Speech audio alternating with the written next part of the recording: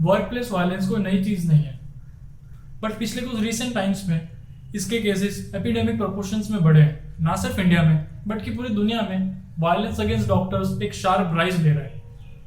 World health organisation यानी कि WHO की फ्रेमवर्क गाइडलाइंस के मुताबिक वायलेंस अगेंस्ट डॉक्टर्स या वर्क प्लेस वायलेंस कुछ ऐसा है जहाँ पे डॉक्टर्स की सिचुएशन ऐसी हो जाए जहाँ पे उन्हें थ्रेटन किया जा रहा हो, उसे धमकाया जा रहा हो, मारा जा रहा हो, पीटा जा रहा हो, या फिर कम्यूटिंग के दौरान भी उनको हैकल करने की कोशिश करना वर्क प्लेस वायलेंस है।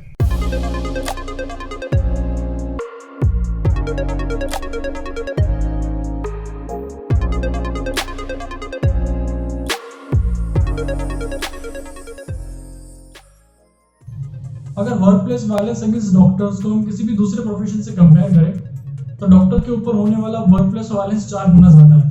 और ऐसा नहीं है कि ये सिर्फ इंडिया जैसे डेवलपिंग कंट्री की प्रॉब्लम है, डेवलप्ड कंट्रीज के साथ भी सिमिलर केसेस सामने आते रहते हैं। मैं आपको एक डेटा दिखाता हूँ। यूके में 1/3 पॉपुलेशन ऑफ डॉक्टर ऐसी है जो वायलेंस फेस करती है। 2015 में जब डॉक्टर के अग्रवाल IMA के जनरल सेक्रेटरी हुआ करते थे तब उन्होंने एक सर्वे रन कराया। उस सर्वे में उन्हें पता लगा कि इंडिया के 75% डॉक्टर्स ऐसे हैं जिन्होंने कभी ना कभी वायलेंस को फेस किया है अपनी लाइफ का टाइम में, और उसमें भी 50% केसेस तो ICU में रिपोर्ट होते हैं एंड उसमें 75% ऑफ द टाइम पेशेंट या फिर उनके रिलेटिव्स ही शामिल होते हैं ऐसे इंसिडेंट्स में। एक डेटा है मेरे पास, चाइना में 2005 से 2010 के बीच डॉक्टर्स के ऊपर होने वाले अटैक 1.5 गुना से बढ़े।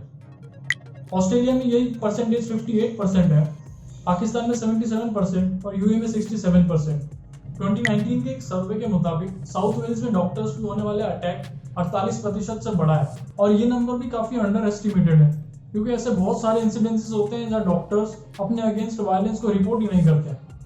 बहुत कई बार पेशेंट की ऐसी कंडीशन को एक्नॉलेज करते हुए डॉक्टर्स किसी भी पुलिस स्टेशन में जाना और वहाँ पे रिपोर्ट दर्ज कराना अवॉइड करते हैं तब तक जब तक कि कोई रियल थ्रेट उनके पास ना हो।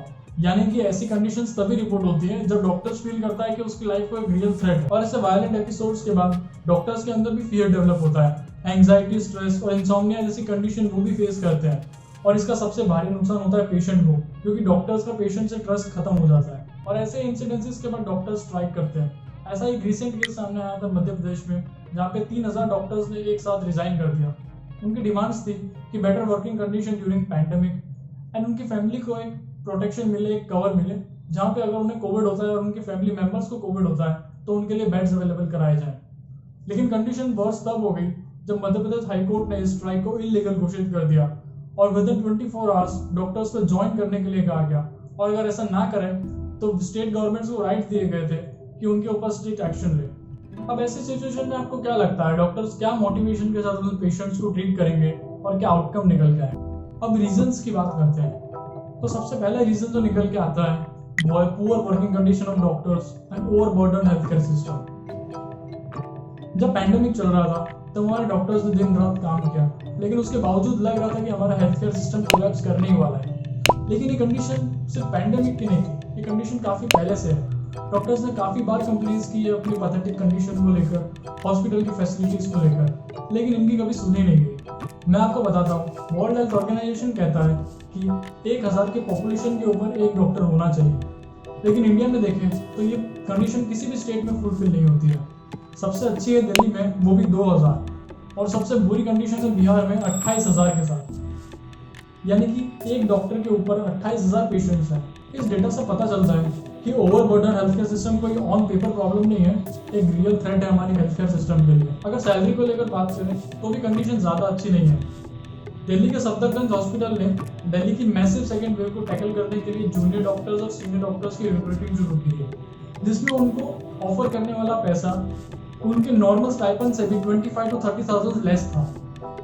नॉर्थ दिल्ली म्युनिसिपल कॉर्पोरेशन में आने वाले सभी गवर्नमेंट हॉस्पिटल के डॉक्टर्स ने जून 2020 में कहा था कि उनको उनकी 4 महीने से सैलरीज नहीं मिली, और जब उनकी किसी ने नहीं सुनी तो उन्होंने प्रोटेस्ट किया। अब ऐसी कंडीशंस में आप क्या एक्सपेक्ट करते हैं, डॉक्टर की परफॉर्मेंस क्या हो सकती है? और जब डॉक्टर्स ऐसे वर्किंग कंडीशन में काम करते हैं तब उनसे कोई चूक होती है और वायलेंट एपिसोड्स हमको देखने को मिलते हैं। सेकंड रीजन जो लगता है वो है spending on health care system. एक टर्शियरी लेवल हॉस्पिटल को चलाने के लिए बहुत सारी फैसिलिटीज रहती है, जैसे कि बेड्स, ICUs, इमरजेंसी सर्विसेज, और इंडिया की 140 करोड़ जैसी मैसिव पॉपुलेशन के लिए हमारे जीडीपी का हेल्थ केयर में स्पेंडिंग सिर्फ 1% है, और शायद इसलिए इंडिया स्टैंड करता है 145th पोजीशन पे जब हम कंपेयर करें health care accessibility and quality को दूसरे कंट्रीज से। तीसरा और सबसे मेजर इंपॉर्टेंट कॉज मुझे जो लगता है वो है rising trust deficit. Patients don't trust doctors in digital age. Trust है वही डॉक्टर और पेशेंट के रिलेशनशिप का सेंट्रल है। डॉक्टर और पेशेंट के बीच में जो ट्रस्ट है वही एथिकल प्रिंसिपल ऑफ मेडिसिन का कोर है।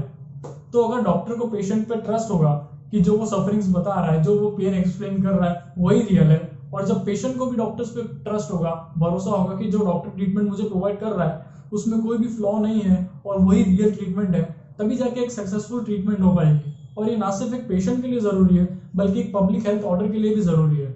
Commercialisation of health care. Commercialisation of health care एक पैन इंडिया प्रॉब्लम है। ये किसी एरिया में रिस्ट्रिक्टेड प्रॉब्लम नहीं है। बहुत सारे डॉक्टर्स माल प्रैक्टिसेस करते हुए पकड़े जाते हैं, जहाँ पे वो या तो ओवर मेडिकेशन या फिर अननेसेसरी टेस्ट को प्रिस्क्राइब करते हुए दिखते हैं। लेकिन यहाँ पे एक और चीज समझनी इंपॉर्टेंट है। हॉस्पिटल्स आज सिर्फ कोई हॉस्पिटल्स बन के नहीं रह गए, ये एक बिजनेस एंटरप्राइज है which aims to make profits. Patients की कई बार कंप्लेन होती है कि डॉक्टर्स बार बार टेस्ट करवाते हैं, हमारे पास जो टेस्ट है अगेन वही के वही टेस्ट डॉक्टर फिर करवाते हैं। उसका एक बहुत बड़ा रीजन ये है कि डॉक्टर्स के ऊपर भी बहुत सारे स्ट्रिक्ट लॉज इम्पोज करे गए हैं, जहाँ पे उन्हें डॉक्यूमेंटेशन करना बहुत जरूरी है। मेडिकल फील्ड में कहावत है कि if you didn't document it didn't happen. यानी कि अगर आपके पास उसके पुख्ता सबूत नहीं है तो वो चीज या उसके साथ हुई नहीं है, या तो आपने कोई माल प्रैक्टिस करने की कोशिश करी हो सकती है। और यहीं पे आता है ट्रस्ट डेफिसिट। पेशेंट के साथ नहीं, इस बार डॉक्टर के साथ। डॉक्टर अपने पुरानी रिपोर्ट्स जो पेशेंट लेके आता है उनको ट्रस्ट नहीं करते, क्योंकि डॉक्टर्स को उसका डर होता है कि कहीं वो मिस डायग्नोसिस की वजह से लॉ सूट फाइल ना कर दे कोर्ट में। और इसी लॉ सूट को बचने के लिए डॉक्टर्स अपने हिसाब से, अपने तरीके से, अपनी लैब्स में जहाँ पे वो ट्रस्ट करते हैं ऐसी जगहों पर वो टेस्ट करवाते हैं। इस वजह से प्रॉब्लम्स तो होती है, लेकिन यहाँ पे फायदा पेशेंट का होता है कि उसकी ट्रीटमेंट में कोई कमी नहीं रह जाती। लेकिन हाँ, इन चक्कर में पैसा बर्बाद ज्यादा होता है। पहला रीजन है patients turning to media more than doctor. Google पे तुरंत अपने सिम्टम्स सर्च कर लेना और उसके बाद एक ओपिनियन फॉर्म कर लेना किसी बीमारी के बारे में, और फिर जब डॉक्टर के पास जाना तो उसकी ट्रीटमेंट को शक करना, डाउट करना कि कहीं इसने मुझे लूट तो नहीं लिया। ये पेशेंट के लिए बहुत हार्मफुल हो सकता है, और कहीं ना कहीं ये डॉक्टर की ट्रीटमेंट को भी अफेक्ट करता है, डॉक्टर की जो केयर है उसको भी अफेक्ट करता है। ऐसे में पेशेंट को एक बात याद रखनी चाहिए, not all, some doctors prefer profit over care. अगला रीजन है there is a general consensus of negative bias. आपको एक एग्जांपल देता हूँ। आपने जब भी टीवी ओपन किया होगा या इंस्टाग्राम, फेसबुक को स्क्रॉल कर रहे हो, तब आपको मोस्ट कॉमन हेल्थ इंफॉर्मेशन दिखने वाली कौन सी होती है? या तो वो वेट लॉस के लिए कोई जादुई तरीका होगा, कोई बेल्ट होगी, कोई पिल दे देंगे जिससे बिना एक्सरसाइज के आपका वेट लॉस हो जाएगा, या तो फिर क्या ऐसी पिल दे देंगे आपको, या ऐसे कोई आपको सप्लीमेंट दे देंगे, न्यूट्रिशनल सप्लीमेंट दे देंगे जो कि शायद आपको 150 साल जिंदा रख सके।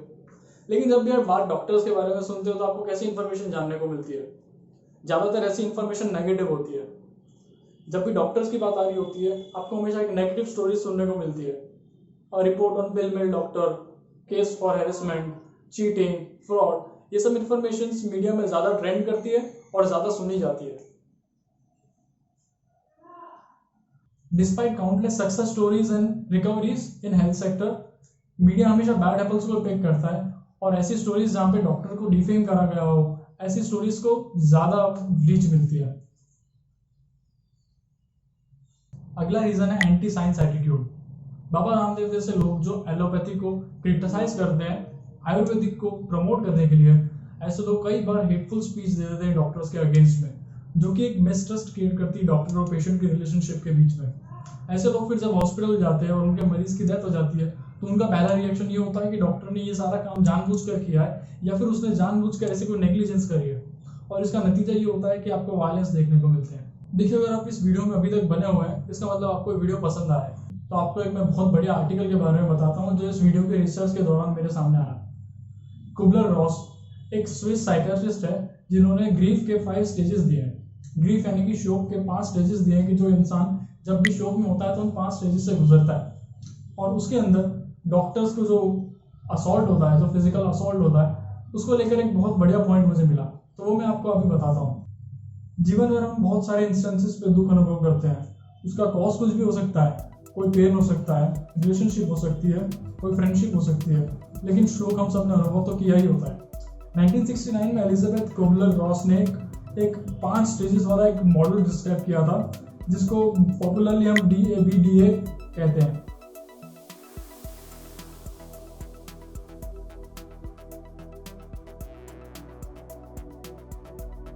Denial, anger, depression, bargain and acceptance. ये 5 स्टेजेस ऐसे होते हैं जिनसे एक इंसान गुजरता ही गुजरता है जब भी वो शोक में होता है या डिप्रेशन में होता है।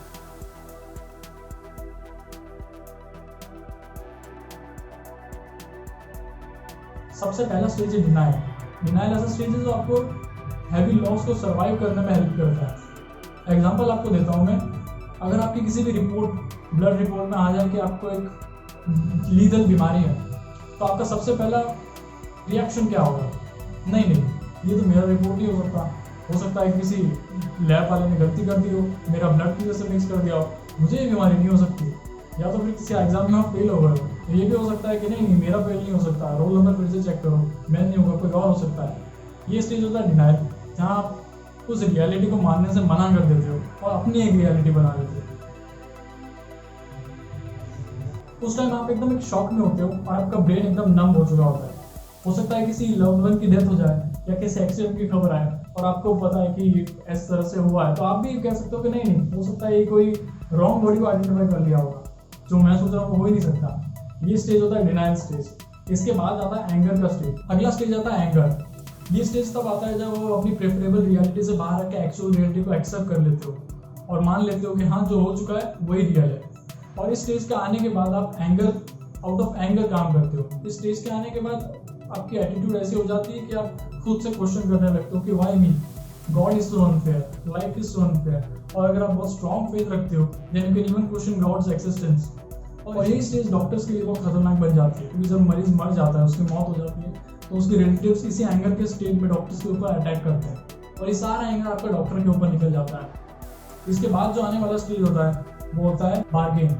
अब बाकी के सारे स्टेजेस मैं आपको ब्रीफ में समझा देता हूँ, आप चाहो तो मैं डिस्क्रिप्शन में लिंक कर दूंगा, उस आर्टिकल को आप भी पढ़ सकते हो। बार्गेन में ये होता है कि एक एग्जांपल के साथ बात करते हैं। अगर आपका कोई टेस्ट अच्छा नहीं गया, आप फेल हो गए, या फिर आपने पढ़ा नहीं था, उस टेस्ट को दे के आए, अब आपको पता है कि आप फेल होने वाले हो, तो आप गॉड से बार्गेन करने लगते हो कि गॉड ये वाले एग्जाम में पास करा दे तो ये कर लूँगा, वो कर लूँगा।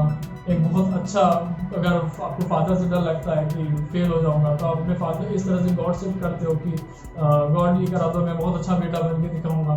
इसे कहते हैं एक बार्गेनिंग का स्टेज, जहाँ एक रियलिटी को जानते हो कि हाँ ये रियलिटी है, लेकिन उसको चेंज करने के लिए आप अपने अंदर कुछ ऐसा चेंज लाने को रेडी हो जो आप नहीं लाते। अगर आप नहीं हुआ आता तो आप नहीं लाते, प्रेफरेबली आप उसी रियलिटी में रहते, लेकिन अब आपकी एक्चुअल रियलिटी चेंज हो चुकी है, तो अब आप उस रियलिटी को चेंज करने के लिए गॉड को कुछ ऑफर करने को रेडी हो। ये होता है बार्गेन का स्टेज। इसके बाद की दो स्टेजेस है वो है डिप्रेशन और एक्सेप्टेंस। डिप्रेशन यानी कि जब आप उस चीज को एक्सेप्ट कर लेते हो कि हाँ मेरे साथ ये हो चुका, और उसके बाद जब स्टेज आता है वो होता है एक्सेप्टेंस, यानी कि आप हीलिंग करना शुरू हो जाएंगे। डिप्रेशन आया, उसके बाद आप एक्सेप्ट करते हो कि yes whatever happened, but now it's a new beginning. In acceptance stage you lift yourself from the fog. आप अपने फ्रेंड्स के साथ फिर से बातचीत करना शुरू करते हो, रिलेशनशिप्स में टाइम स्पेंड करते हो, you even replace some things, but now you move on and evolve into a new reality.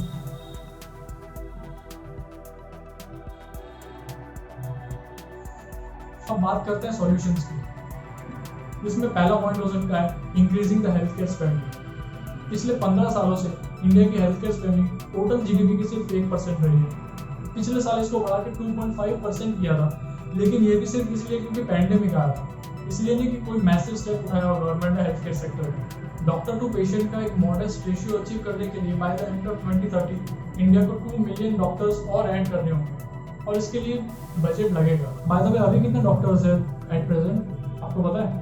2019 का एक डेटा है मेरे पास, और लेटेस्ट तो नहीं है, पर 2019 के अकॉर्डिंग 9.61 लाख डॉक्टर्स प्रैक्टिसिंग है अभी। डॉक्टर्स सॉफ्ट टारगेट होते हैं और इसलिए शायद उन पर अटैक्स भी रिपीटेड होते हैं।